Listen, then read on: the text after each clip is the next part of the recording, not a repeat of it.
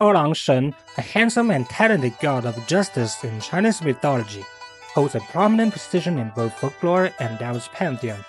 This is largely due to the multitude of well-known stories associated with Láng Shen, which have been passed down from ancient times to the present and remain a source of great delight for people.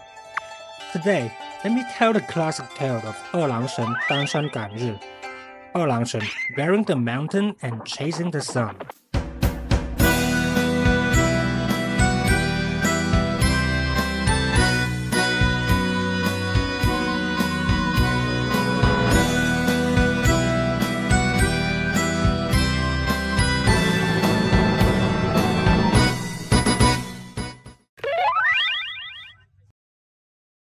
Legend has it that a long time ago, the Shiji town of Jiangsu province was located by the Seahorn. By then, there were 12 suns taking turns to shine in the sky, causing scorching heat on the ground.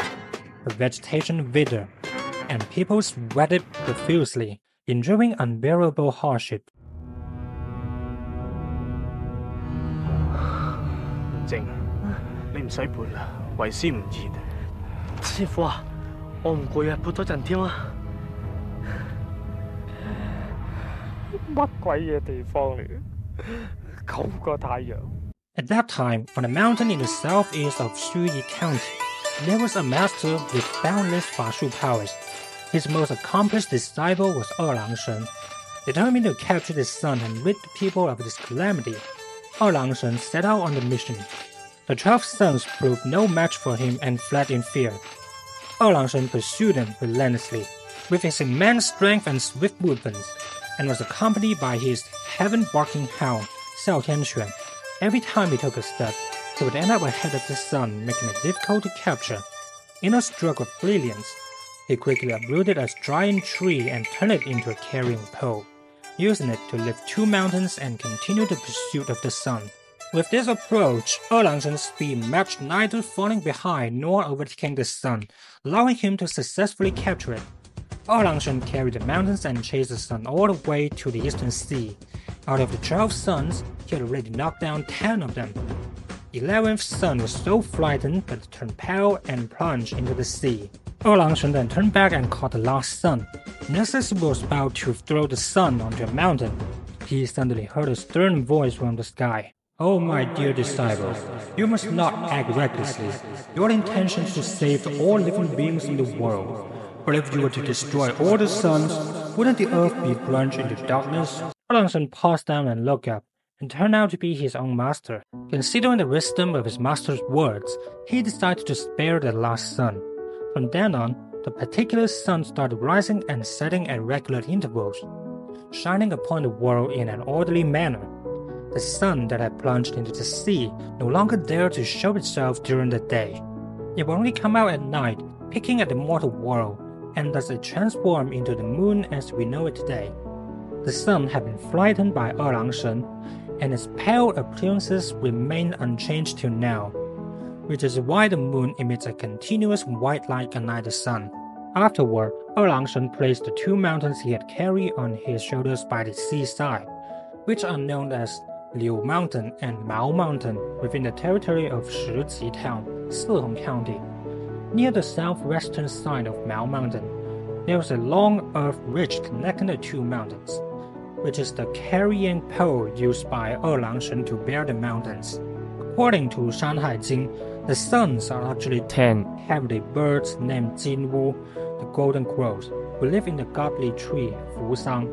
The story adopts the basis of Shanhai Jing, so 二郎神 was actually chasing after the 12 Jinwu. While in another version of the tale, there's only 1 sun, and 二郎神 was ordered by 玉皇大帝 to steal the ferocious sun that brought drought to the earth.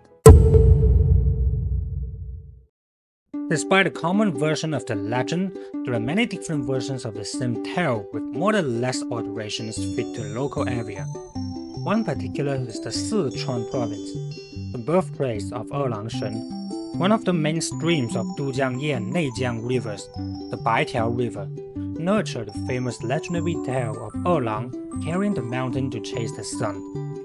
It is said that in Guan County, there are 2 mischievous Longs, the water Long which frequently causes chaos by overturning the river, and Láng Shen managed to subdue the water alone. However, in the mountains north of Guan County, another fire Láng emerged. This Láng appeared and disappeared with the rising and setting of the sun.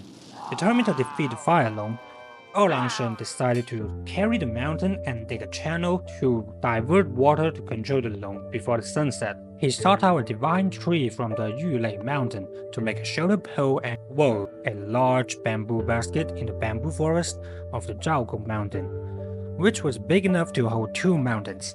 Leading the people, he opened up the mountains and diverted water from the river. Láng Shen, so tall that his head is to the sky and clouds around his waist, covered 15 miles in a single step. With a divine tree shoulder pole, Láng Shen lifted 2 huge mountains and ran back and forth 33 times in one breath, carrying a total of 66 mountain peaks. When he got tired, Láng Shen put down the load and rested, shaking the sand and mud from his shoes. This act transformed into what is known today as the Majia Duizi of Sichuan. The sand and soil that leaked from both sides of the bamboo baskets piled up on the banks of the Baitiao River, forming the Yong Mountain and Tongzi Mountain. Nowadays, in the Láng community of Tianma Town, these 2 small mountains can still be easily found. Additionally, there are numerous local versions of the legend carrying the mountain to chase the sun of Láng Shen in so many other provinces such as Henan, Jiangsu, Gansu, Shandong, etc.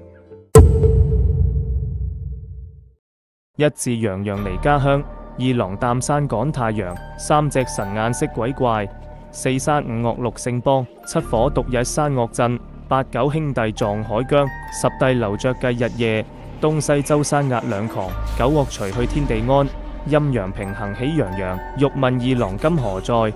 祭廟就在觀河旁。The myth of carrying the mountain to chase the sun is a tale that explains the origins of the sun, moon, mountains, rivers, and plants. This myth represents the understanding of a specific group or tribe about the surrounding world, nature, and society.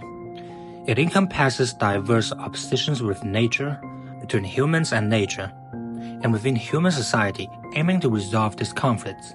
Although this myth portrays complex, multi-dimensional relationships, its primary focus is on the interaction between humans and nature. On one hand, humans fear the heat and drought, while on the other hand, they need the light and warmth from the sun. This creates contradictions and oppositions. Claude Lévi-Strauss, a French anthropologist and ethologist, said that mythological thinking always revolves from recognizing opposing relationships to resolving them. At the end of the story, a sun is retained, resolving the contradictions in human needs. Keeping one sun provides both light and heat, while avoiding the excessive heat and drought that multiple suns would bring.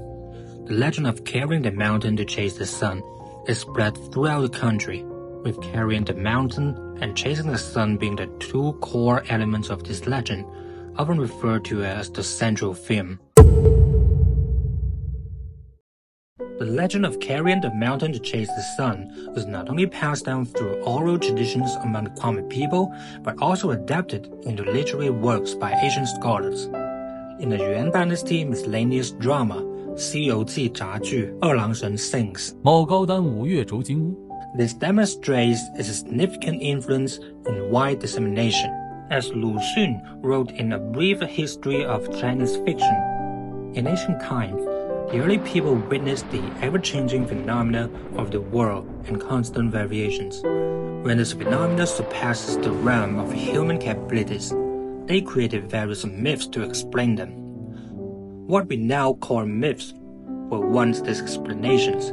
From this, we can infer that ancient people used the image of the story carrying the mountain to chase the sun as a metaphorical expression to convey their vision of transforming nature and creating a better life.